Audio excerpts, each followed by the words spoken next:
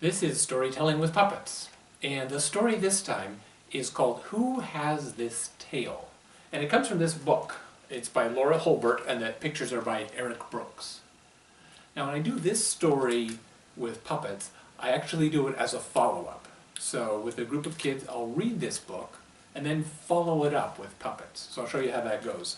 The story is sort of a guessing game book. So you look at a tail, who has this tail?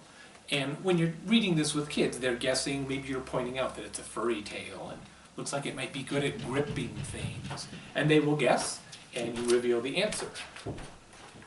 A spider monkey has this tail. And then there's a little, like a sentence about what the animal does with that tail.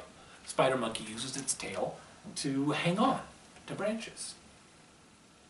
And then it's on to the next one. Who has this tail? And when you're reading the book, it's very, very interactive. So you can give hints, you can call on kids, you can have them shout out the answers. Usually they'll get this one, but not always. It's a rattlesnake, of course. And sometimes then you can do the same thing when you reveal the page and say, what does a snake use that rattle for? And get some feedback for the kids. So it's really a sort of a lively, interactive, kind of a learning book as well. I'm not going to read the whole thing right now, but it continues on like that with scorpion tails. When I'm doing this as a follow-up, I might read the whole book. I might do just say 3 or 4 tails. And then I shift to the next thing, which is when we're done with the book. Well, this was a really interesting book. You guys did a great job at guessing those tails. But you know what? I have some animals with tails in this bag. Let's see if you can guess what the animal is just by looking at the tail, the way you did with the book. But this time, we'll use puppets. So that's sort of the transition from book to the puppetry follow-up afterwards. And at that point, you can really use just about any puppet you have that has a tail of some sort. And it doesn't even have to be puppets. It could be stuffed animals. You could even do this with like little hard animals. But puppets do often work pretty well. I'll often start with kind of easier ones, sometimes ones that were used in the book. So I might start with this tail. And to connect it to the book, I'll use the same language. Who has this tail? What do you think? It's a long tail and it's furry. What do you think?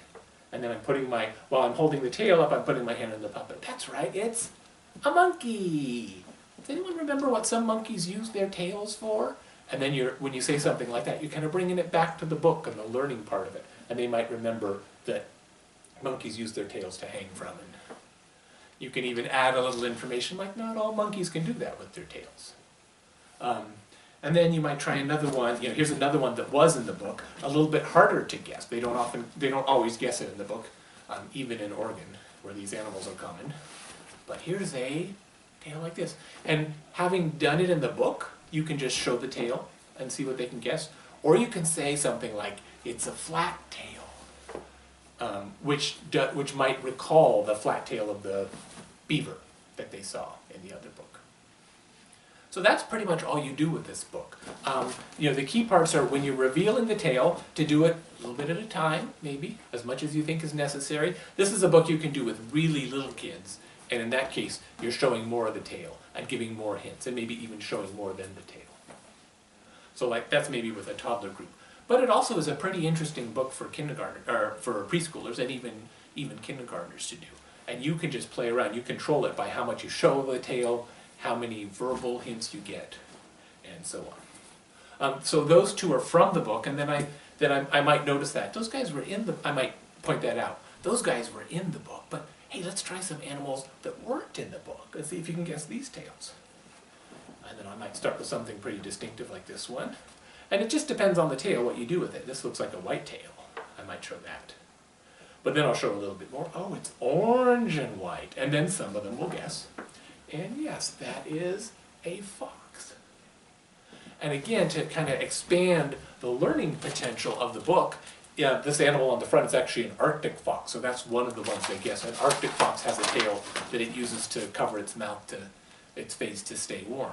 So this is a fox. Is this the same? You might follow up with, is this the same kind of fox as this one on the book? No, this one's called a red fox. That's an Arctic fox. So you're just giving them little snippets of information building on what they learned from the book. And then it just depends on what else you have. This is kind of a fun one. This tail belongs to, and here, oops, sorry, it's not a tail, that's a foot. Try that again.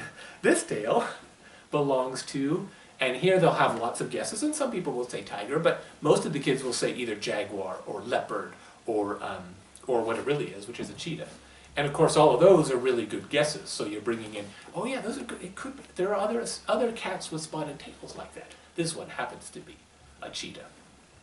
So you're kind of looking at each animal you have, and you're using and thinking about how much you want to play around with them visually, and how much information you want to share about them too.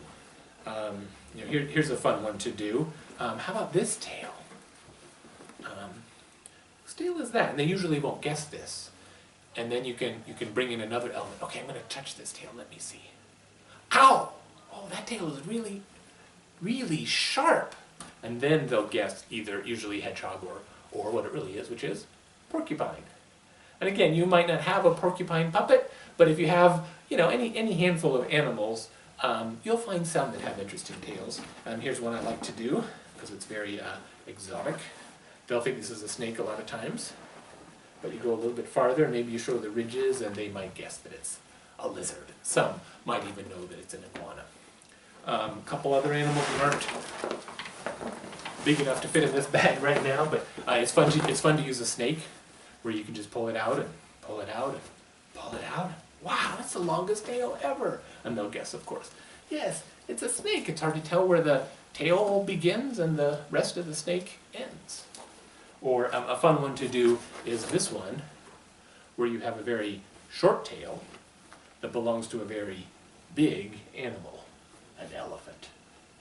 So really, it's whatever animals you have around. You can do 2 or 3 after the book, or you can do 5 or 6, whatever you want to do. And the really nice thing about a book like this is when you're doing this follow-up activity, that's something that's easy for the grown-ups to do too. So you can tell the parents or the teachers or the caregivers, you guys can go home and see what you have and do the guessing of the tails. In fact, kids can do it themselves. So they can gather animals and have adults guess the tails.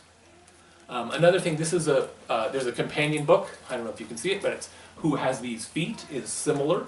Doesn't work quite as perfectly visually as this book does, but there are enough puppets with distinctive feet that could work with. And there's other books like this. Anything that has a guessing game with animals, animal parts, you can use puppets to do a nice follow-up with them. So that is Who Has This Tail by Laura Hulbert, and this is one way that you can tell it as a follow-up with puppets.